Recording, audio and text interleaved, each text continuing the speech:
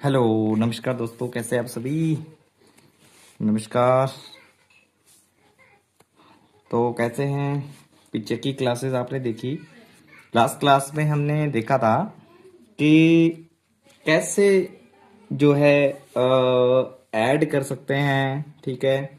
कैसे किसी भी 1 से 100, 100 से ऊपर तक के मैंने स्क्वायर निकालने आपको सिखाए थे। बहुत ही इजी मेथड था।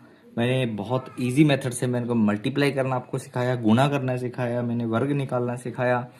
बस अब दो चीज़ें आपको और सिखानी हैं। उसके बाद हम अपने सिलेबस पे आएंगे। बस दो क्लासें हैं आपके, बहुत काम की हैं। आप इनको देखें, बार बार देखें और इन पर प्रैक्टिस करें, ठीक है। और ये प्रैक्टिस की शीट जो है वो मैं आपको एप्लीकेशन डाउनलोड कर लीजिए, उस पर मैं जो है डाल दूंगा, ठीक है। वहाँ पे कोर्स में नोट्स वाले सेक्शन में जाएंगे तो वहाँ पे आपको इसकी पीडीएफ मिल जाएगी, शीट नाम से, ठीक है। कैलकुलेशन शीट नाम से रहेगा या बेसिक मैथ्स के नाम से। तो चलिए आज हम शुरू करते हैं अपना आगे का सिलसिला। और दो चीज़ें बची हुई हैं वो बहुत आसान हैं, उन पे अपने बात करते हैं। और आज हम देखेंगे वर्ग निकालना, ठीक है। ये वर्ग कैसे निकाला जाता है, चलिएगा। तो कुछ चीज़ें हैं जो आपको ध्यान रखनी है वर्ग निकालने के लिए, बहुत इम्पॉर्टेंट है। अगर आप सीख जाएंगे और फिर हम सीखेंगे कि घनमूल कैसे निकाला जाता है, वो चीज़ पे बात करेंगे, ठीक है। चलिए, ज़्यादा टाइम वेस्ट हम नहीं करने वाले हैं।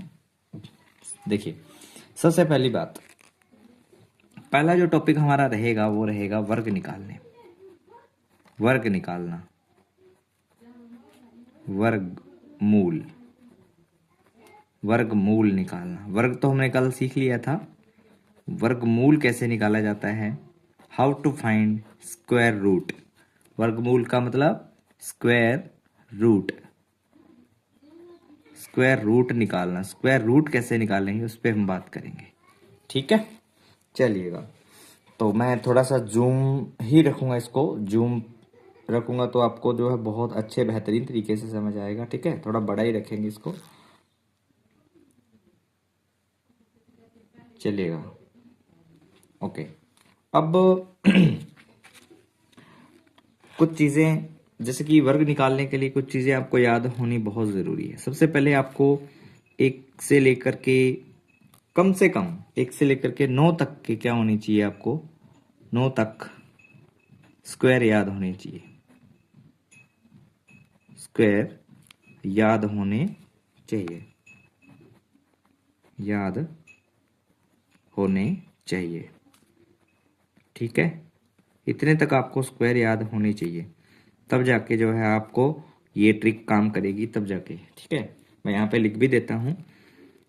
एक का जो वर्ग होता है उसका मतलब ये होता है कि एक के ऊपर स्क्वायर है, 2 लगा हुआ है, 2 लगा हुआ है। इसका मतलब होता है कि एक को 2 बार लिखना है, 2 बार गुणा करना है। 2 बार गुणा करेंगे तो एक ही आता है, ठीक। 2 का वर्ग, 2 के ऊपर 2 है, इसका मतलब 2 को 2 बार लिखना है, गुणा करना है, 2 बार मल्टीप्लाई करना है।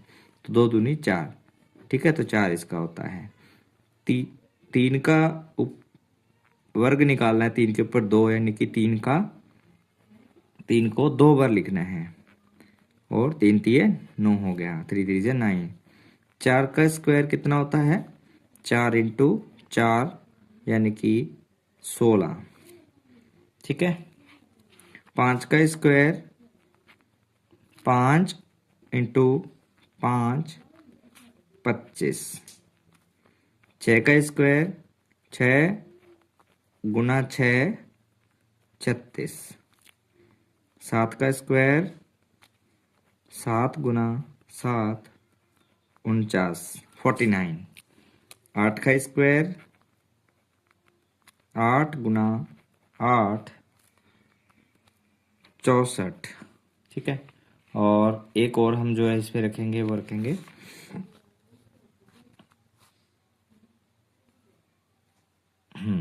एक और रखते हैं, उसको रखते हैं 9 का स्क्वायर।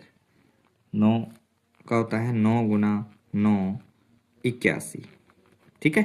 ये इतने से वर्ग जो है आपको याद होने ही बहुत ज़रूरी है, ठीक है। इसके बिना काम नहीं चल सकता। ये आपको बहुत ही बढ़िया तरीके से याद होने चाहिए, ठीक है दोस्तों। चलिए, अब जो है आप याद कर लीजिए, एक का वर्ग सीधा पूछे, एक का वर्ग क्या होता है, एक होता है। दो का वर्ग 4 होता है। तीन का वर्ग कितना होता है, 9 होता है। चार का वर्ग 16 होता है। पाँच का वर्ग 25 होता है। छः का वर्ग 36 होता है। सात का वर्ग 49 49 होता है। आठ का वर्ग 64 होता है। नौ का वर्ग 81 होता है। ठीक है, ये आपको याद रखना है। जितनी चीज़ें आपको याद रखनी पड़ेगी, तब जाके जो है आप इस पे कमांड बना पाओगे। ठीक है, चलिए अब कुछ चीज़ें आपको समझानी है, वो चीज़ें आपको याद रखनी पड़ेगी। ठीक है, मैं यहाँ पे एक लाइन लगाता हूँ। ठीक है, देखिएगा,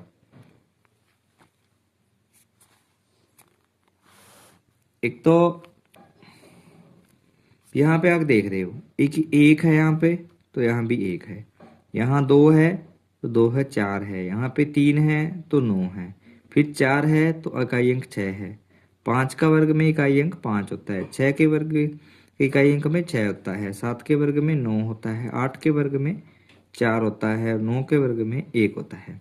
तो अगर आप नोटिस कर पा रहे हैं तो 1 4 9 6 5 6 9 4 3, इनमें 1 से 9 तक ऐसे कौन से नंबर है जो नहीं आते। इकाई अंक में देखिए, ऐसे कौन से नंबर है जिनके अंत में नहीं है। एक है, दो कहीं दिख रहा है क्या, नहीं दिख रहा। तो एक तो दो। तीन कहीं दिख रहा है इकाई अंक में, नहीं दिख रहा, एक तीन।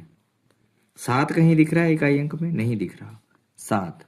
आठ कहीं दिख रहा है क्या, नहीं दिख रहा, एक आठ। बस ये चार नंबर ऐसे हैं। ये चार नंबर अगर किसी संख्या के किसी संख्या के इकाई अंक हो, इकाई अंक का मतलब जो लास्ट वाला नंबर होता है उसी को बोलते हैं इकाई अंक हो, तो वह कभी भी पूर्ण वर्ग नहीं हो सकती। पूर्ण वर्ग नहीं हो सकती मतलब स्क्वायर रूट नहीं हो सकता, किसी का स्क्वायर रूट नहीं हो सकती। ठीक, तो सबसे पहले अगर आपको चेक करना है कि कौन सा रूट होगा कौन सा नहीं होगा, परफेक्ट स्क्वायर। परफेक्ट स्क्वायर पूर्ण वर्ग, ठीक है, परफेक्ट स्क्वायर चेक करने की ट्रिक है ये कि अगर इकाई अंक में 2 3 7 8 दिख जाए तो वो किसी भी हालत में जो है पूर्ण वर्ग नहीं हो सकता। ये आपको याद रखना है, बहुत इंपॉर्टेंट बात है। ठीक, एक तो दूसरी बात आपको याद रखनी है कि अगर या देखिए एक आ रहा है यहाँ पे और कहीं एक नहीं दिख रहा आपको, जहां एक आ जाए उसका या तो, और यहाँ पे एक कहाँ आ रहा है, ये यहाँ पे आ रहा है।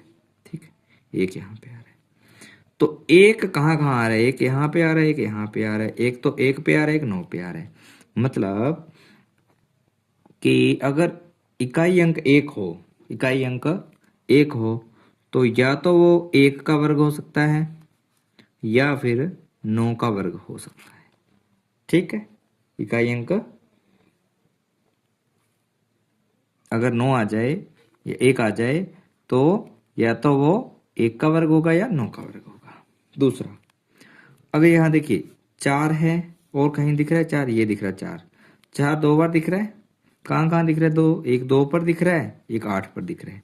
यानी कि अगर इकाई अंक 4 दिख जाए तो वो या तो किसका वर्ग होगा, 2 का वर्ग, और या किसका वर्ग होगा, 8 का वर्ग। बस ये बात याद रखनी। ठीक, और क्या दिख रहा है हमें, और हमें दिख रहा है 9, और यहां पर भी 9 दिख रहे हैं। तो 9 देखिए, 9 एक तो 3 के सीध में है और एक 9 7 के सीध में है। यानी कि जहां भी आपको 9 दिख जाए इकाई अंक, तो वो या तो किसका वर्ग होगा, 3 का, या किसका वर्ग होगा, या किसका वर्ग होगा, 7 का। ठीक है, यानी कि एक ट्रिक और भी है, मैं आपको बता दूंगा कैसे पता करेंगे किस किस का हो सकता है। 9 के बाद एक और अगर अपने इसमें देखें तो 5 का देखते हैं, 5 का। तो अगर किसी का इकाई अंक 5 दिख जाए, 5 कहाँ दिख रहा है, बस एक ही जगह दिख रहा है, तो वो हमेशा 5 का ही वर्ग हो सकता है और किसी का नहीं हो सकता। यानी जिसके इकाई अंक में 5 हो या 5, वही उसका वर्ग हो सकता है और किसी का वर्ग नहीं हो सकता। ठीक है। उसके बाद क्या बच गया, एक 6, और 6 अकेला 6 बच गया। तो 6 में क्या होता है, मैं यहाँ पे लाइन लगाता हूं। अगर इकाई अंक 6 दिख जाए तो या तो उसका इकाई अंक 6 के, देखो 6 के सीधे में 4 है, या तो 4 का हो सकता है, और या फिर 6 36 यानी कि 6 का हो सकता है। एक चीज आप कॉमन देख रहे होंगे। एक तो बात आपको इतनी वर्ग याद रखने पड़ेंगे, ये इतने वर्ग जो मैं यहाँ पे दिख रहा हूँ, बता रहा हूँ आपको, ये इतने वर्ग आपको याद रखने पड़ेंगे, इतने, ये जो दिख रहे हैं आपके सामने। उसके बाद आपको एक बात ये याद रखनी है कि किसी संख्या के इकाई अंक किसी संख्या के इकाई अंक हो तो वह कभी भी, ये इकाई अंक हो तो वह कभी भी पूर्ण वर्ग नहीं हो सकती। एक तो ये बात आपको ट्रिक याद रखनी है आपको। उसके बाद 5 चीजें ये याद रखनी है। अगर किसी संख्या के इकाई अंक में ये है तो या तो वो 1 का वर्ग या 9 का होगा, 4 है तो 2 या 8 का होगा, 9 है इकाई अंक तो 3 और इकाई अंक का मतलब यूनिट डिजिट। ठीक। अगर 5 है तो 5 का ही हो सकता है। अगर 6 इकाई अंक का तो या तो उसके यूनिट डिजिट 8 4 होगा या 6 होगा, बस यही हो सकता है, इसके अलावा कुछ भी नहीं हो सकता। ठीक है, ये बातें समझ आ गई। फिर हम जो है इसके अंदर बात करते हैं कि अब क्वेश्चन कैसे करना है, वो आपको याद रखना है। ठीक है, चलेगा। तो पहला मैं एक क्वेश्चन लेता हूं, वो आपको समझाने की कोशिश करता हूं, आप अच्छे से समझिएगा और करिएगा। ठीक है, चलिएगा। तो सबसे पहले देखिए, मैं यहाँ पे एक लाइन लगा लेता हूँ लंबी, और ठीक है इस तरीके से, और यहाँ पे मैं आपको समझाने की कोशिश करता हूँ। देखिए, उदाहरण लेते हैं, हम एक एग्जाम्पल लेते हैं। पहला, जैसे मैंने एक एग्जाम्पल लिया 4096, 4096 पे अंडर रूट। अंडर रूट का मतलब ये वर्गमूल है, इसको क्या बोलते हैं, अंडर रूट को इंग्लिश में तो अंडर रूट बोलते हैं, हिंदी में इसको वर्गमूल बोलते हैं। और अब हम सीख क्या रहे हैं, वर्गमूल निकालना सीख रहे हैं। ये देखिए, वर्गमूल निकालना सीख रहे हैं। तो ये क्या है, वर्गमूल है। तो वर्गमूल किसका है कैसे पता करेंगे, देखते ही सबसे पहले क्या कर दो, जैसे ही दिखे आपको तो लास्ट वाले, अगर वर्गमूल है, वर्गमूल में 2 जीरो होती है, मतलब 2 स्क्वायर होती है, स्क्वायर मतलब 2 होती है, उसकी घात 2 होती है, तो लास्ट के 2 डिजिट तो आप सीधे छोड़ दो, काट दो उसको, उसको तो छोड़ ही दो। ठीक है। और यहाँ पे इकाई अंक क्या दिख रहा है, 6 दिख रहा है। और जब इकाई अंक 6 दिखता है तब क्या क्या हो सकता है, या तो 4 हो सकता है या 6 हो सकता है, दोनों में से कोई भी हो सकता है। या तो 4 हो सकता है या 6 हो सकता है, यानी कि या तो 4 हो सकता है या 6 हो सकता है, इससे ज्यादा तो नहीं हो सकता। अगर इकाई अंक 6 दिख जाए तो या तो 4 हो सकता है या 6 हो सकता है। 2 काट दिए, और उसके बाद ये जो 2 बच गए, इन 2 के अंदर आप देखिए कि 40 है ना, 40, जैसे 40 दिख रहा है, 40 किस किस के वर्ग के बीच में आता है। वर्ग के बीच का मतलब, जैसे मैं अगर बात करूं कि 5 का वर्ग 25, 6 का वर्ग 36, और 7 का वर्ग 49, 49 40 से ज्यादा हो गया, और 6 का वर्ग 36 कम हो गया। यानी कि ये 6 के वर्ग के, 6 का वर्ग 36 और 7 का वर्ग 49, इन दोनों के बीच में कहीं दिखता होगा आपको 40, इन दोनों के बीच होता है 40, इन 36 और 40 के। तो या तो ये 6 के वर्ग और 7 के वर्ग, या तो ये 6 का वर्ग या 7 का वर्ग, इन दोनों के वर्ग के बीच में हो सकता है कहीं ना कहीं। हाँ, इकाई अंक 4 होगा या 6 होगा। यहां तक बात क्लियर है, यहां तक कि पहले इकाई अंक देखो, और इकाई अंक देख के आपको ये बात याद है कि इकाई अंक अगर 6 है तो वो या तो अंत में 4 होगा या 6 होगा, ऐसे आप लिख लोगे। उसके बाद 2 डिजिट काट दो लास्ट वाले। ठीक है, उसके बाद 40 बचा, 40 को चेक करो कि ये किस किस वर्ग के बीच में आता है, पूर्ण वर्ग के बीच। जैसे 6 का वर्ग 36 है तो 36 और 7 का वर्ग 49, इन दोनों के बीच आता है। ठीक है, तो फिर आप क्या करोगे कि इन दोनों को लिख दो, या तो 6 के या फिर, अच्छा इसमें से एक बात और, 7 के और 6 के बीच आ रहा है, 7 और 6 के बीच आ रहा है, तो इसमें से आपको हमेशा छोटा वाला लेना है, हमेशा हमेशा हमेशा छोटा वाला लेना है, छोटा लेना है, छोटा लेना है मतलब ऊपर वाला 6 वाला लेना है, 7 वाले को भूल जाइए। 6 वाला लेना है तो 6 यहाँ पे लिख देंगे, यहाँ भी लिख देंगे, दोनों के आगे 6 6 लिख देंगे। अब हमारे पास ऑप्शन आ गया दो, या तो 64 का है या 66 का है। अब कैसे पता करेंगे 64 का या 66 का है? तो आप एक बात ध्यान रखिए, ठीक है, एक बात आप ध्यान रखिए कि ये जो 6 आया, ये वाला 6, ठीक है, इस 6 के बाद क्या आता है? 6 के बाद तो 7 आता है, यानी कि ये 6 के बाद 7 है। इन दोनों का गुणा कर दीजिए, 6 और 7 का, 6 और 7 का क्या कर दीजिए, 6 गुणा 7, 6 के बाद 7 का गुणा कर देंगे, 6 सत्ते 42 हो गया, 42 हो गया, 6 सत्ते 42 हो गया। तो जब हमने गुणा किया 6 का और 7 का, यानी 6 का स्क्वायर करके और 7 का स्क्वायर करके 6 का 7 से गुणा किया, तो ये ज्यादा करीब किसके हैं? ज्यादा करीब किसके हैं? ये किसके करीब है? 42 है। तो ये 40 किसके करीब है? 42 के करीब है। यानी कि 40 से आप ये देख लो, ये 42 आ गया, 42 से छोटा है या बड़ा है 40? 42 से छोटा है या बड़ा है 40? 40 42 से छोटा है तो छोटे वाला आंसर होगा। और अगर ये 6 सत्ते 42 है, अगर 42 से ये बड़ा होता 40, या 40 की जगह पे 43 44 कुछ भी आ जाता, तो ये 42 से बड़ा होता। 42 से बड़ा है तो बड़े वाला आंसर हो जाता। तो अब आंसर कौन सा होगा हमारा? छोटे वाला आंसर होगा। एक बार और कोई एग्जांपल लेंगे, आपको मैं फिर से उस पर समझाऊंगा, ठीक है। चलिए एक एग्जांपल और लेते हैं, दूसरा, जैसे कि 77 44 77 44, 77 44 है, 77 44 से सबसे पहले इकाई अंक देखो कितना है, 4 है। जब इकाई अंक 4 दिख जाए, तो मैंने क्या बोला था कि 4 दिख जाए तो यहाँ देखिए, या तो 2 हो सकता है या 8 हो सकता है, या तो उसका इकाई अंक 2 हो सकता है या 8 हो सकता है, 2 ही हो सकते हैं, इससे ज्यादा नहीं हो सकते। फिर 2 डिजिट काट दो, काट दिए, अब 2 बच गए, तो सॉरी सॉरी, अब 77 बचा, 77 यानी 77 है, 77 को चेक करना है कि वो किन किन के वर्ग के यानी स्क्वायर के बीच में आता है। जैसे कि 8 का वर्ग 64, 9 का वर्ग 81, तो 8 का वर्ग, 8 का स्क्वायर होता है 64 और 9 का स्क्वायर कितना होता है 81।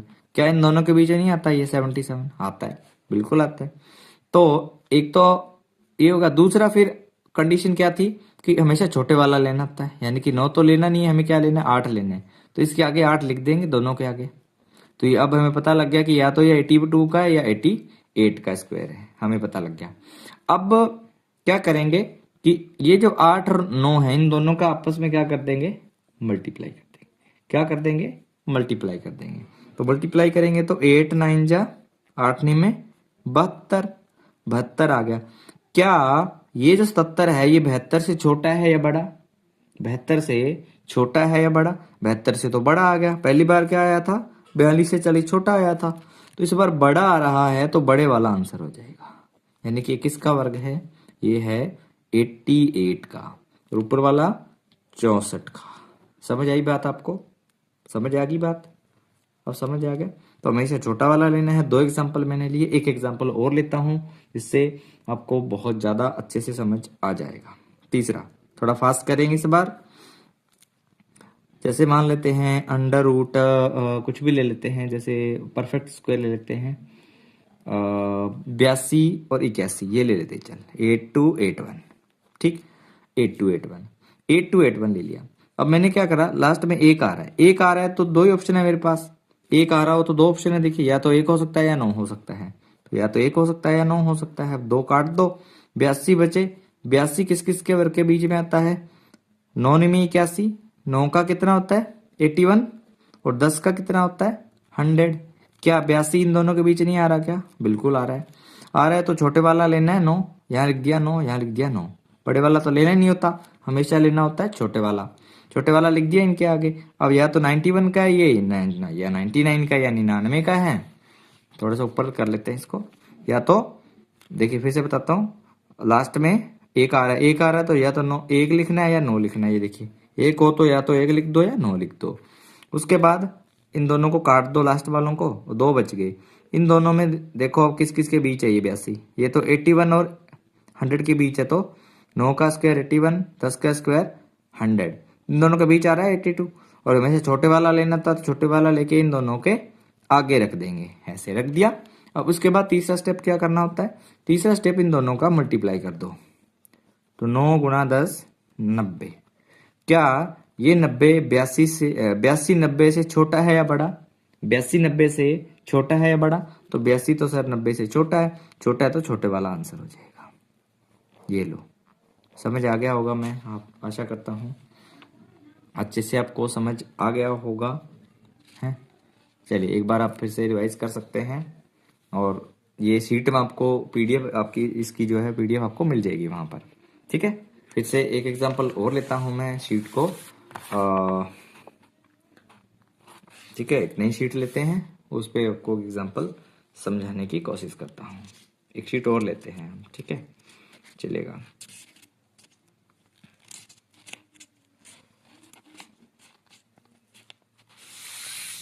चलेगा, फिर न्यू शीट लेते हैं, फिर आपको एक एग्जांपल मैं और समझाता हूँ, फिर हम बात करेंगे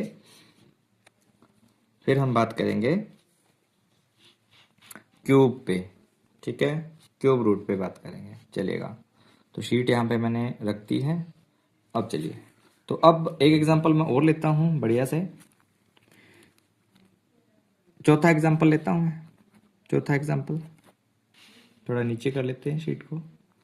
ठीक है, चौथा एग्जांपल, एक लास्ट एग्जांपल लेते हैं चौथा, फिर आपको मुझे लगता है कि अच्छे से समझ आ चुका होगा। कोई भी एक एग्जांपल उठा सकते हैं हम आप खुद भी ट्राई कर सकते हो।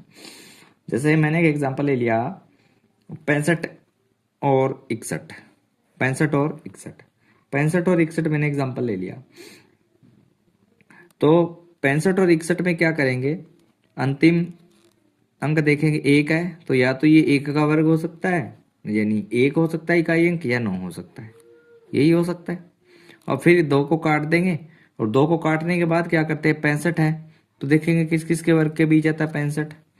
तो 8 8 64 होता है, 8 का स्क्वायर 64, 64 से बड़ा है, और 9 में 81, 81 से छोटा है। ठीक है, तो ये इन दोनों के बीच आता है हमेशा 65। अब क्या करेंगे, इन दोनों का मल्टीप्लाई कर देंगे, तो 8 में 72, 72, क्या 72 से ये छोटा है? तो बिल्कुल छोटा है। अब एक बात और, हमेशा छोटे वाला लिखना होता है, तो यहाँ पे 81 और 89 बन गया। ठीक है, तो उसके बाद में जो है छोटे वाला लेना होता है, लिख दिया। अब आगे क्या करना है कि 72 से ये छोटा है तो छोटे वाला आंसर होगा, तो उत्तर क्या आ गया, 81, यानी 81 का वर्ग होता है। समझ आ गई बात आपको? मैं आशा करता हूँ आपको बहुत अच्छे तरीके से बात समझ आ चुकी होगी। ठीक है, आप 3 वाले भी ले सकते हो, कोई बड़ा वाला भी ले सकते हो। जैसे 3 वाला कोई भी एग्जांपल अगर आपको याद आ रहा हो जो परफेक्ट स्क्वायर होता हो, वो आप ले सकते हो 3 वाला भी। ठीक है, कोई जरूरी नहीं है 2 वाले ही लो, आप 3 वाले भी ले सकते हो। ठीक है, चलिए, तो कोई 3 वाला अपने लेकर के देख भी सकते हैं। जैसे मैंने एक एग्जांपल ले लेता हूं मैं, 23 104। जैसे मैंने 4 डिजिट है ये, तो ये मैंने ले लिया 23 104।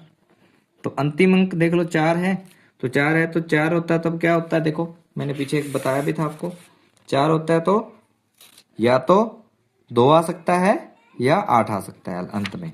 तो 4 होता है तो या तो 2 आएगा या 8 आएगा। फिर अंतिम 2 अंक काट दो, काट दिए। अब 3 अंक बचे। अब 3 अंक में आपको पता होना चाहिए कि किन किन के वर्ग के बीच आते हैं। तो आपको एक चीज पता होनी चाहिए, किन किन के वर्ग के बीच आते हैं।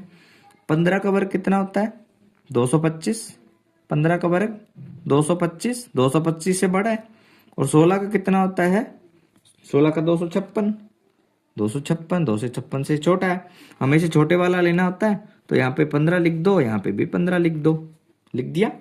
अब क्या करेंगे, 15 और 16 का गुणा कर देंगे, 15 और 16 का क्या कर देंगे, गुणा कर देंगे। 15 और 16 का गुणा करो, 15 और 16 का मैंने गुणा कर दिया यहाँ पे। और गुणा करने का मैंने तरीका क्या सिखाया था, 6 का गुणा 5 के साथ, 6 पंजे 30, 30 का 0, हंसल बच गई 3। फिर 6 का गुणा 1 के साथ और 5 का गुणा 1 के साथ, 6 एकम 6, 5 एकम 5, तो 6 और 5 11 और 3 कितने होते हैं 14, 14 का 4, हंसल बची 1। फिर इस 1 के गुणा 1 के साथ, 1 एकम 1, 1 और 1 2, 240। क्या 240 आया इनका गुणा? ये गुणा करना मैं सिखा चुका हूँ, अगर नहीं देखा तो आप क्लास से पीछे वाले देख सकते हो, आप सीख चुके होंगे। तो 240 गुणा आ गया इन दोनों का। 240 से ये 231 छोटा है या बड़ा? तो छोटा है, छोटा है तो आंसर छोटे वाला, छोटा है तो आंसर छोटे वाला।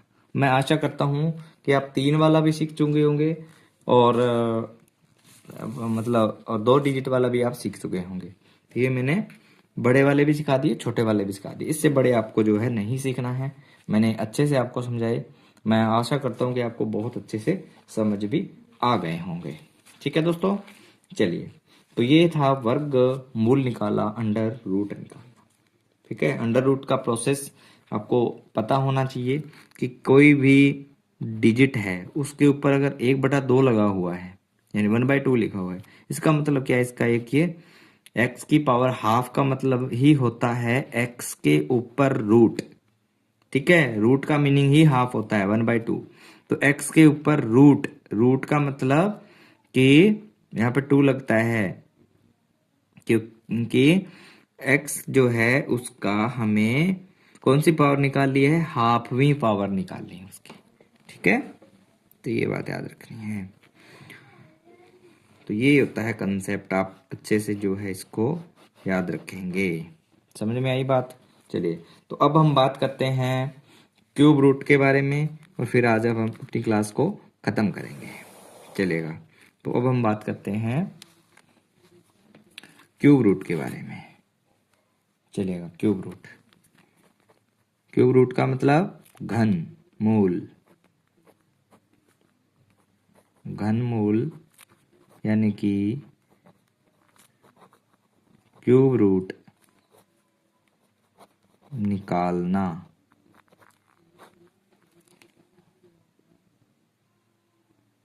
ठीक है, क्यूब रूट निकालना, घनमूल निकालना। ठीक है, चलेगा?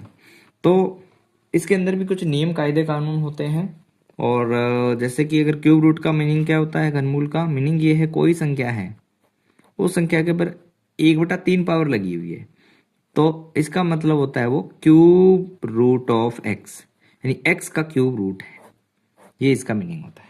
ठीक, यानी कि अगर बाहर 3 लगा हुआ है, अंदर कोई संख्या है, इसका मतलब उस संख्या का हमें क्या निकालना है, 1/3 पावर निकालनी है। ठीक है, वही हम यहाँ पे करेंगे। इसके लिए आपको कम से कम क्यूब याद होनी चाहिए, 10 तक 9 तक।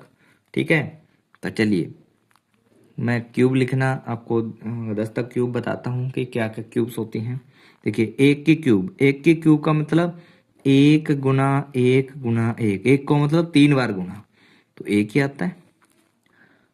2 की क्यूब मतलब 2 का घन, 2 का घन का मतलब 2 इंटू 2 इंटू 2, 2 दूनी 4, 4 दूनी 8, 2 का 2 से गुना 4, फिर 4 का फिर 2 से गुना 8। ठीक है, हिंदी वाले भी मैं आशा करता हूँ समझ पा रहे होंगे, इंग्लिश वाले भी समझ पा रहे होंगे। उसके बाद 3 की क्यूब, 3 की क्यूब का मतलब 3 को 3 बार गुना, 3 इंटू 3 इंटू 3, यानी कि 3 तिया 9, 9 तिया 27, 3 की क्यूब 27, 27। 4 की क्यूब, 4 की क्यूब का मतलब होता है 4 गुना 4 गुना 4, यानी कि 64, 64। 5 की क्यूब का मतलब क्या होता है, 5 इंटू 5 इंटू 5, 125। ठीक है, 6 की क्यूब कितनी होती है, 6 गुना 6 गुना 6, 6 की 36 के 2 से 16। 7 की क्यूब, 7 की क्यूब का मतलब क्या होता है, 7 गुना 7 गुना 7, मतलब 7 का कितना होता है, 7 का जल्दी से बताइए, 300 43। उसके बाद 8 की क्यूब, 8 की क्यूब का मतलब 8 गुना 8 गुना 8, तो 8 का कितना होता है 512। और उसके बाद 9 का, 9 का क्यूब 9 इंटू 9 इंटू 9 यानी कि 729। बस इतना सॉरी, इतना अगर आपको याद है तो आप 100, 1 से 100 तक, 100 से भी ज्यादा भी वाले क्यूब जो है वो भी आप निकाल लोगे अच्छे से, मैं ये आपसे आशा करता हूँ। ठीक है, चलेगा। तो चलिए अब एक एग्जांपल लेते हैं हम, जिससे आपको बहुत अच्छे से समझ भी आएगा। चलेगा, तो पहला एग्जांपल है, फॉर एग्जांपल अपने कुछ भी ले लेते हैं। एग्जांपल लेने से पहले कुछ चीजें हैं जो समझ में आपको वहां भी मैंने बताई थी और यहाँ पर भी मैं आपको बता रहा हूँ, वो याद रखनी है आपको। जैसे अगर यहाँ पे एक दिख रहा है, यहाँ पे एक दिख रहा है, और कहीं एक दिख रहा है क्या? नहीं दिख रहा। और कहीं भी इकाई अंक पे एक नहीं दिख रहा। इकाई अंक का मतलब ये आगे वाले लास्ट वाले नंबर, इकाई अंक पे एक नहीं दिख रहा। यानी कि अगर किसी संख्या के इकाई अंक में एक है तो हमेशा जो है वो जिसके इकाई अंक में एक होगा वो उसी का वर्ग होगा, घन होगा, यानी क्यूब होगा। ठीक है, उसके बाद 8, 8 है और कहीं दिख रहा है क्या? 8 और कहीं नहीं दिख रहा। यानी कि जहां आपको 8 दिख जाए तो हमेशा याद रखना कि उसका इकाई अंक भी 8 होगा, अगर उसका वर्ग करते हैं तो हमेशा क्यूब। अब 8 के बाद 7 दिख रहे हैं, यहाँ पे 7 है।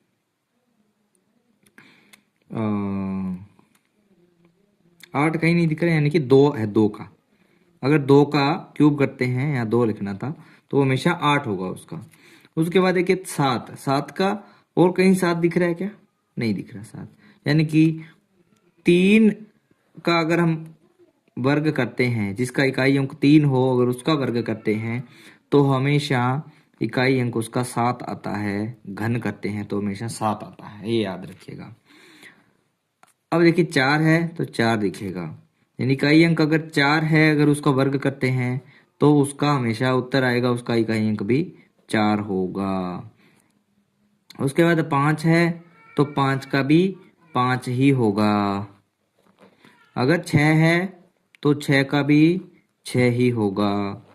और 7 है तो उसका उल्टा यानी कि 3 होगा। और अगर 8 है तो इसका भी उल्टा यानी कि 2 होगा। 9 है तो 9 ही होगा और नहीं हो सकता। ठीक है, अब देखिए 1 है तो 1, ठीक, 4 है तो 4, 5 है तो 5, 6 है तो 6 और 9 है तो 9। अब अलग कौन से हैं इसमें से? बाकी सारे तो सेम है। 2 है तो 8, 3 है तो 7, ठीक है, 4 है तो 4, 5 है तो 5, 6 है तो 6, 7 है तो 3, 8 है तो 2, 9 है तो 9। अलग कौन कौन है? देखो, एक तो ये है 2 और 8, ये अलग होते हैं। 3 और 7 ये अलग होते हैं। 3 और 7, 2 और 8, बस उल्टे हैं एक दूसरे के। देखो 3 7 7 3, ठीक, 8 2 2 8। मतलब अलग कौन से दिखे आपको? अलग बस दो ही चीजें याद रखनी है आपको एक्स्ट्रा, कि जहां पर भी अगर आपको 8 दिख जाए तो उसका वर्ग क्यूब करने पर इकाई अंक 2 आएगा, और जहां पर भी 2 इकाई अंक वाले का क्यूब करना हो तो उसका इकाई अंक हमेशा 8 आएगा। ये एक दूसरे के उल्टे होते हैं, याद रखना। और जहां कहीं भी इकाई अंक 3 दिख जाए और उसका क्यूब करना हो तो अगर जब उत्तर आएगा, उत्तर का जो इकाई अंक होगा हमेशा 7 होगा। और अगर किसी इकाई अंक 7 वाले का अगर क्यूब करना हो तो अगर जो उसका उत्तर आएगा वो हमेशा इकाई अंक 3 देख करके जाएगा। ठीक है, ये बहुत इंपॉर्टेंट बात है, ये आपको इसमें भी याद रखनी है और उसमें भी मैंने ये चीजें आपको सिखाई थी, ये आपको याद रखनी है। ये ट्रिक्स हैं जो आपको देखते ही पता लग जाएगा कि क्यूब किसका क्यूब हो सकता है। ठीक है, आप कर लोगे आराम से। ये बात समझ आ गई अच्छे से? एक बार आप इसको रीडिंग कर लें एक बार और, ठीक है, फिर हम अपने आगे चलते हैं। ठीक है, हो गया? चलिए आगे चलते हैं। अब हम बात करते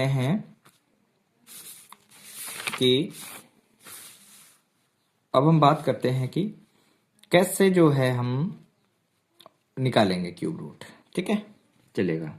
तो क्यूब रूट निकालना जो हम अब सीखने वाले हैं। तो उदाहरण लेते हैं, पहला एग्जाम्पल नंबर 1 लेते हैं। और एग्जाम्पल नंबर 1 के अंदर सबसे पहले मैं कोई भी एक एग्जाम्पल रैंडमली उठा लेता हूँ जो क्यूब रूट हो। जैसे क्यूब रूट ऑफ 6859 ये निकाला मैंने, ठीक है। तो अब मैंने एक चीज आपको पहले वाले में जब स्क्वायर रूट निकाले थे, स्क्वायर रूट का मतलब होता है पावर 2, यानी घात 2 होनी चाहिए। क्यूब रूट का मतलब पावर 3, पावर 3 है तो अंतिम 3 डिजिट छोड़नी है, अंतिम 3 डिजिट छोड़नी है। सबसे पहला काम तो ये करना है कि 9 दिख रहा है तो हमेशा उसका इकाई अंक 9 ही होगा और नहीं हो सकता। ये मैंने पीछे आपको बता भी दिया है, मैं एक बार दिखा भी देता हूँ। ये देखिए, ये देखिए कि मैंने क्या बताया था कि अगर 9 है तो इकाई अंक 9 ही हो सकता है और कुछ नहीं हो सकता, ठीक है। ये मैंने सिखाया था।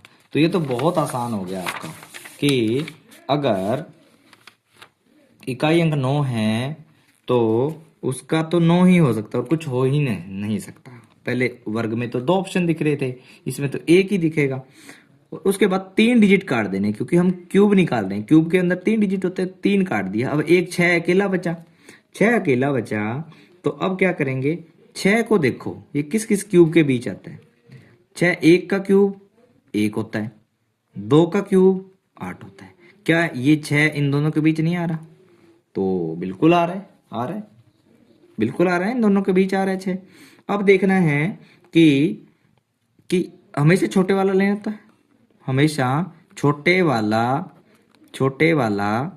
लेना होता है, छोटे वाला लेना होता है, ठीक है। छोटे वाला लेना होता है। छोटे वाला क्या 1 है तो 1 ले लो, इसके आगे लिख दो 19, आ गया 19। इस बार तो गुणा करने की जरूरत भी नहीं पड़ती, 19 आ गया बस आंसर। गुणा करने की वहां जरूरत पड़ेगी जहां पर 2 ऑप्शन दिख जाए आपको, ठीक है। हो गया, डायरेक्ट आंसर आ गया इसका। दूसरा एग्जांपल देखिएगा, दूसरा एग्जांपल देखिए इसमें। दूसरा कि अगर मान लो मैंने अगर क्यूब रूट निकालना है, मान लेते हैं कि कोई 3 डिजिट वाला ले लेते हैं बड़ा, 91125 ये ले लिया। तो 5 है तो 5 ही होगा, 5 से ज्यादा कुछ हो ही नहीं सकता। ये मैंने पीछे आपको बताया था, आप देख भी चुके हैं। ये देखिए, एक बार मैं फिर से दिखा देता हूँ कि जब 5 होता है तो 5 ही आता है। ये देखिएगा, 5 के अंदर 5 ही आता है और कुछ आ ही नहीं सकता, ठीक है। बदलते सिर्फ यही है, 8 हो तो 2 आएगा, 2 है तो 8 आएगा, 3 है तो 7 आएगा, 7 है तो 3 आएगा, और कुछ नहीं बदलते, बाकी सारे सेम ही रहते हैं। तो अब हम बात कर रहे थे कि अगर 5 है तो क्या आएगा, 5 ही आएगा हमेशा, इकाई अंक 5 आएगा। अब 3 डिजिट काट दो, लास्ट वाले काट दिए। अब क्या बच गए, 2 डिजिट बच गए 91। 91 चेक करो ये किस किस के घन के बीच आता है। देखिए 2 का 8 होता है, 3 का 27 होता है, 4 का 64 होता है, 4 का 64 होता है और 5 का 125। तो 125 ज्यादा चला गया, तो पहले 4 का लेंगे। 4 का क्यूब कितना होता है, 4 का होता है 64, और 5 का क्यूब क्या होता है, 5 का क्यूब होता है 125। क्या 91 इन दोनों के बीच नहीं है? 91 इन दोनों के बीच है, 4 के और 5 के क्यूब के बीच में है। तो हमेशा छोटे वाला लेना होता है। छोटे वाला 4 है तो 4 ले लिया, उत्तर क्या आ गया 45, यानी कि 45 का घन है, ये 45 का क्यूब है, 45 का क्या है, क्यूब है। समझ आया आपको? मैं आशा करूंगा आपको बहुत अच्छे से समझ आ गया होगा, ठीक है। चलिए अब एक और लेते हैं, कोई एक एग्जाम्पल और ले लेते हैं जो आपको बहुत अच्छे से क्लियर कर देगा, ठीक है। जैसे मैंने एक एग्जाम्पल और ले लिया, तीसरा एग्जाम्पल और ले लिया।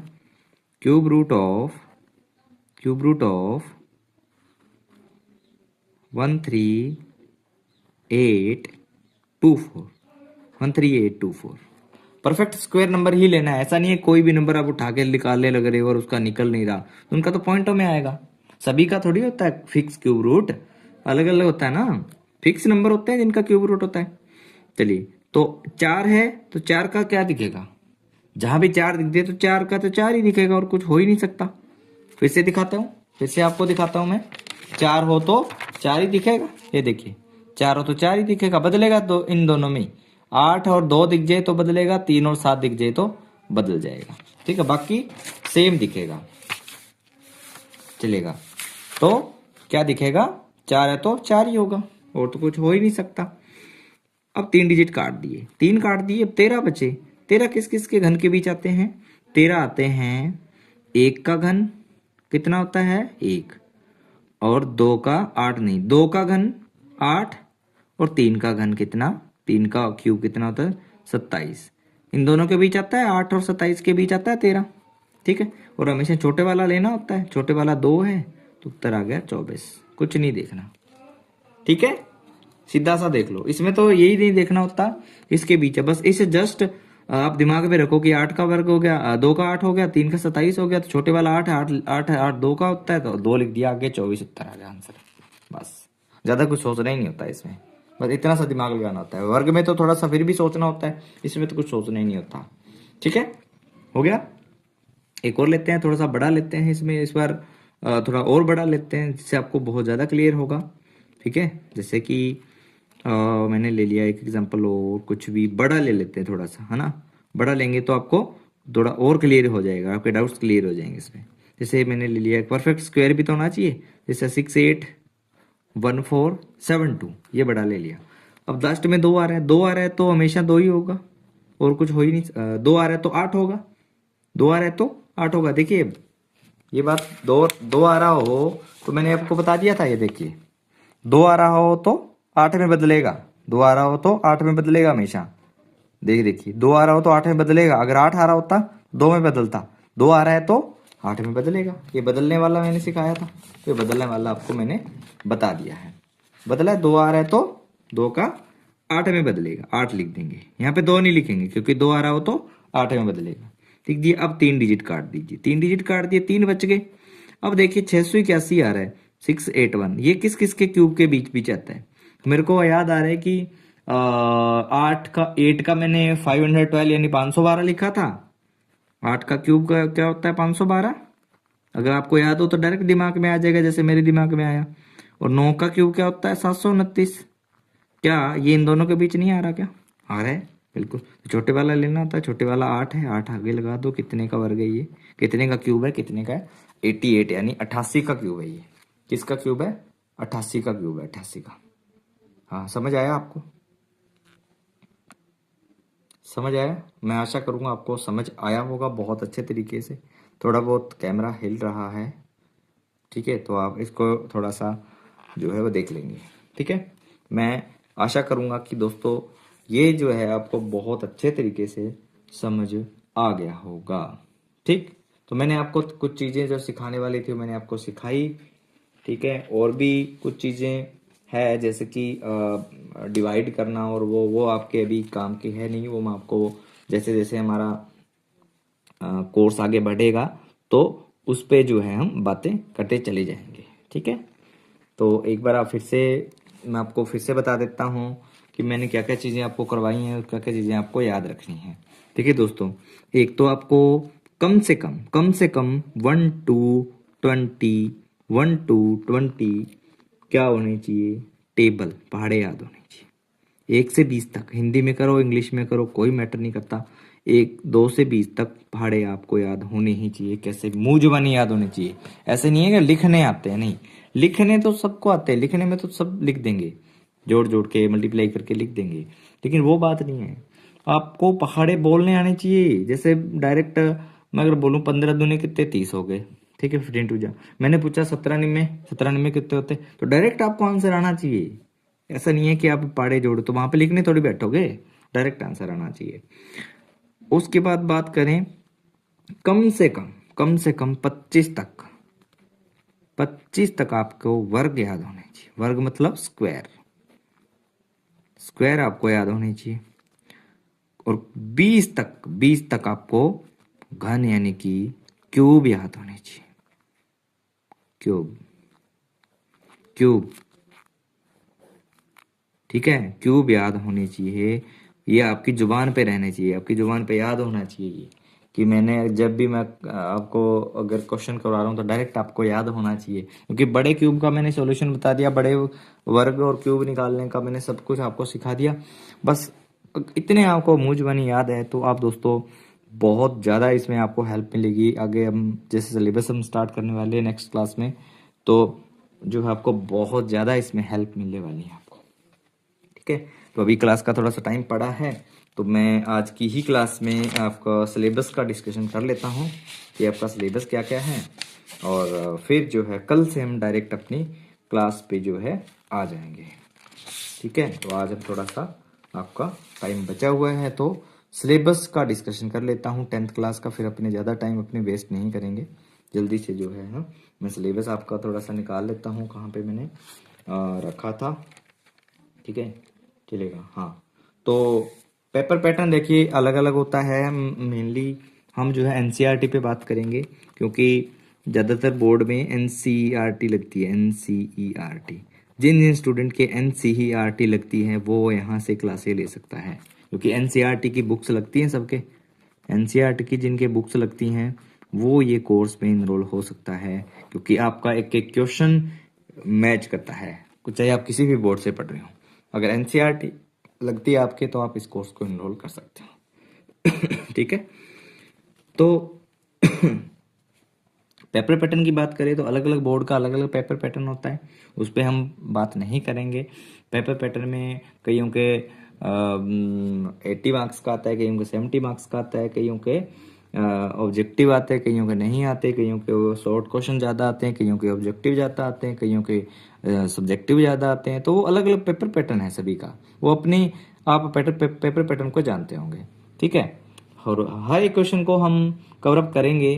Previous year CBSE board, RBSE board, state board, सबको हम लेकर के उनके प्रीवियस ईयर क्वेश्चंस जो है मैं आपको एनसीईआरटी के करवाने वाला हूं, जो आपके अपकमिंग एग्जाम में बहुत ज़्यादा हेल्पफुल होने वाले हैं। ठीक है, तो आपके मेनली जो अगर मैं पाठ्यक्रम की बात करूँ तो आपके जो यूनिट्स में बटा हुआ है, ये यूनिट्स में कितनी यूनिट्स हैं टोटल? जो यूनिट्स हैं आपके वो 7 यूनिट्स हैं आपके, 7। ठीक है, 7 यूनिट्स हैं। पहली यूनिट की बात करें तो पहली यूनिट का नाम है आपका नंबर सिस्टम। नंबर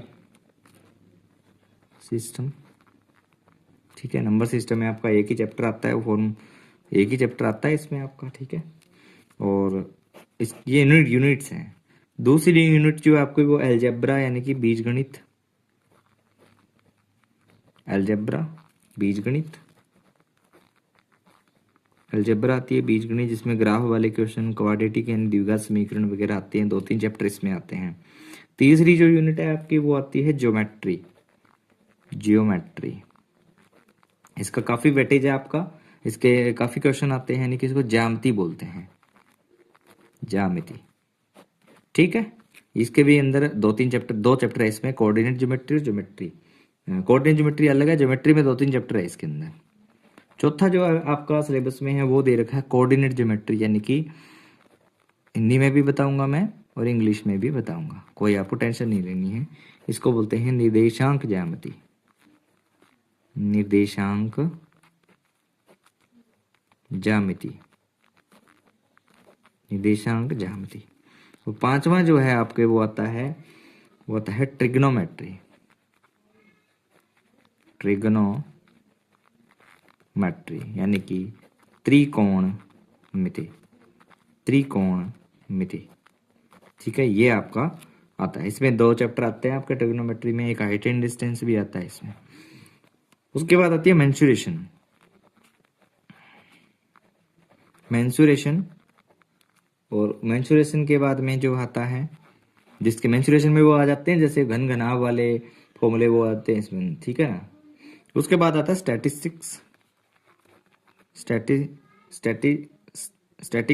स्टैटिक्स आता है, और एक आता है प्रोबेबिलिटी,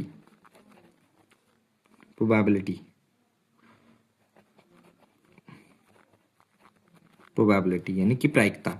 स्टैटिस्टिक्स मतलब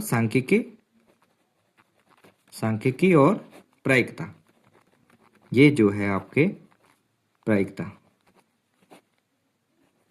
ये आपके जो है पार्ट होते हैं। ये आपको दिख नहीं रहे हैं तो यहाँ पे मैं लिख देता हूँ।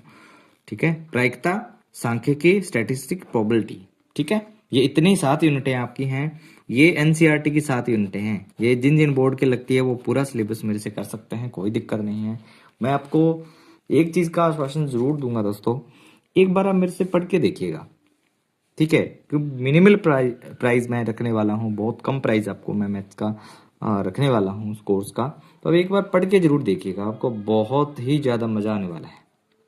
ठीक है, तो काफ़ी वेटेज हैं इनका और सब जो है हम इस पर बात करेंगे। ठीक है, और 10th में हमारा जो टारगेट रहेगा वो 100 आउट ऑफ 100 रहेगा, 100% टारगेट रहेगा। 100 क्वेश्चन, 100 में से 100 क्वेश्चन, नहीं मतलब क्वेश्चन जितने भी 30 क्वेश्चन आते हैं शायद आपके, अलग अलग वेटेज है, अलग अलग, मैं उस पर बात नहीं करूँगा। तो 100% टारगेट जो है वो करने का हमारा रहेगा। हमारी नोट्स में से सारे क्वेश्चन आपको दिखेंगे। हम प्रॉपर नोट्स बनवाने वाले हूँ, मैं हर एक क्वेश्चन का नोट्स बनाने वाला हूँ। पहले मेरा तरीका पढ़ाने का यही है कि मैं चैप्टर में घुसने से पहले ना, चैप्टर में घुसने से पहले मैं उसका बेसिक्स क्लियर करता हूँ। चैप्टर में घुसने से पहले जो चीज़ आपको आनी चाहिए वो बेसिक्स है, वो मैं आपको क्लियर करता हूँ। देन उसके बाद मैं चैप्टर पे घुसता हूँ। और चैप्टर पे घुसने का मतलब ये नहीं है कि डायरेक्ट एक्सरसाइज करवाऊँ, नहीं। चैप्टर में घुसने के बाद मैं पहले आपके कॉन्सेप्ट लेता हूँ, कॉन्सेप्ट कि उस चैप्टर में कितने कॉन्सेप्ट हैं, वो सारे कॉन्सेप्ट यानी कि थ्योरी वाला पोर्शन है वो वाला आपको कंप्लीट करवाता हूँ। उसके अंदर जितने फॉर्मूले हैं सारी चीज़ें कंप्लीट करवाता हूँ। देन मैं घुसता हूँ एग्जाम्पल्स पे, उदाहरण पे। जो उदाहरण उसमें होते हैं वो समझाता हूँ आपको, क्योंकि डायरेक्ट उदाहरण से भी क्वेश्चन उठ करके आते हैं। उसके बाद मैं आपको करवाता हूँ एक्सरसाइज यानी प्रश्नावली, यानी कि प्रश्नावली, एक्सरसाइज यानी कि प्रश्नावली। उसके बाद मैं प्रश्नावली पे जाता हूँ, उसके बाद प्रश्नावली करना स्टार्ट करते हैं। और उसके बाद आपको मैं अलग से प्रीवियस ईयर प्रीवियस ईयर है, पिछले सालों के, पिछले 5 से 7 सालों के जितने भी क्वेश्चन आए हुए हैं वो सारे इस चैप्टर से रिलेटेड। जैसे कोई चैप्टर चल रहा है नंबर सिस्टम, तो नंबर सिस्टम में आज तक कितने क्वेश्चन बने हैं, कहाँ कहाँ से बने हैं, किस टाइप के बने हैं, कौन से बोर्ड में बने हैं, हर एक चैप्टर। एमसीक्यू है तो एमसीक्यू, अगर ऑब्जेक्टिव है तो ऑब्जेक्टिव, सब्जेक्टिव है तो subjective, long answer, short answer type, fill ups, कुछ भी हैं, सारी चीज़ें मैं इसमें प्रीवियस ईयर को उठा करके आपको विद प्रूफ आपको करवाता हूँ। और प्रीवियस ईयर करवाने के बाद फिर मैं आपको कुछ न्यू क्वेश्चंस भी बना के देता हूँ। कुछ न्यू क्वेश्चंस मैं अब आपको बना के दूंगा। ठीक है, और उन क्वेश्चंस वो होते हैं ओनली फॉर प्रैक्टिस के लिए, प्रैक्टिस, जिससे आपकी प्रैक्टिस बहुत ज़्यादा मजबूत होती है। उस इतना सब कर लेने के बाद मैं मानता हूँ कि आपका जो है चैप्टर 100% जो है वो खत्म हुआ। तब जाके मैं मानता हूँ कि चैप्टर 100% क्या हो गया, खत्म हो गया। उससे पहले मुझे खुद को ये अंदर से फीलिंग नहीं आती कि मैंने बच्चे को जो पढ़ाया क्या वो इनफ था। हाँ, ये मोर देन इनफ है, मोर देन इनफ। बहुत बढ़िया कंटेंट आपको मिलने वाला है इसमें। ठीक है, आप देखिएगा साथ के साथ, जैसे अभी मैं पढ़ा रहा था, आप साथ के साथ, मैं आप आशा करता हूँ आपने नोट्स भी बनाए होंगे। लेकिन एक बात मैं कहना चाहूँगा कि आप है ना, एक भी चीज़ जो मैं लिखता हूँ यहाँ पे इग्नोर मत करिएगा उसको। खुद नोट्स बना रहे हैं ना, तो खुद की भाषा में आप अपने नोट्स प्रिपेयर जरूर करिएगा। अभी तो हमारा सिलेबस स्टार्ट नहीं करा है मैंने, जैसे सिलेबस स्टार्ट हो जाएगा, पीछे मैंने क्लासें ली है दो, एक है ये क्लास, पीछे वाली क्लास, तो उनके दोनों के चैप्टर के नोट्स आपके पास होनी चाहिए। ठीक है ना, ये चीज़ें बहुत काम में आने वाली है। आपकी नोटबुक है, उस नोटबुक में सबसे पहले 2-3 पेज का नोट्स, उसमें 3-4 पेज के नोट्स वो होने चाहिए कि जब आप नोटबुक को खोलो तो सबसे पहले उनको एक बार रिवाइज करके फिर ही आगे उसको रिवाइज करो। ठीक है, प्रैक्टिस की शीट्स, नोट्स की शीट और थ्योरी एग्जाम्पल सब कुछ मैं ऐप के अंदर प्रोवाइड करवा दूंगा। आप हमारे साथ उस पर जुड़िए। यूट्यूब पे ये क्लासें फ्री थी, अभी 2 क्लासें मैं और लेने वाला हूँ, वो भी यूट्यूब पे फ्री रहेंगी, जिससे आपको आइडिया लग जाएगा कि कंटेंट का लेवल क्या है। ठीक है, आप कहीं गलत रास्ते पे तो नहीं है, गलत जगह पे तो नहीं है, आपको एक विश्वास हो जाएगा। ठीक है, 2 दिन में तो फिर आप जुड़ सकते हैं। मोस्ट वेलकम है आपका। हम बढ़िया मिल करके बढ़िया सिलेबस खत्म करेंगे, बढ़िया, और एक टॉप लेवल की तैयारी हम करने वाले हैं। ठीक है, तो आशा करता हूँ बहुत अच्छा आपको इस क्लास का अनुभव रहा होगा। ये बेसिक चीज़ें मैंने करवाना इसलिए ज़रूरी समझा क्योंकि बच्चे जो है इसमें बहुत ज़्यादा अटकते हैं, बहुत प्रॉब्लम इनको आती है। बाकी मैं चलते सिलेबस के अंदर है ना, आपको बहुत बड़े कंसेप्ट्स, अच्छे कंसेप्ट्स, अच्छी ट्रिक्स और नए कंसेप्ट, नई चीज़ें सिखाने वाला हूँ। साथ के साथ बेसिक भी आपको सिखाऊंगा। ऐसा नहीं है कि क्वेश्चन करवा दिया, उतार लिया, नोट हो गया, बस बात खत्म, नहीं। उसके पीछे का लॉजिक भी बताऊंगा, रीजन भी बताऊंगा, हर एक चीज़ को मैं विद डिटेल एक्सप्लेन करूंगा, आपका कोई डाउट बचने नहीं दूंगा। ठीक है, थैंक यू, मिलते हैं नेक्स्ट क्लास में, बाय बाय।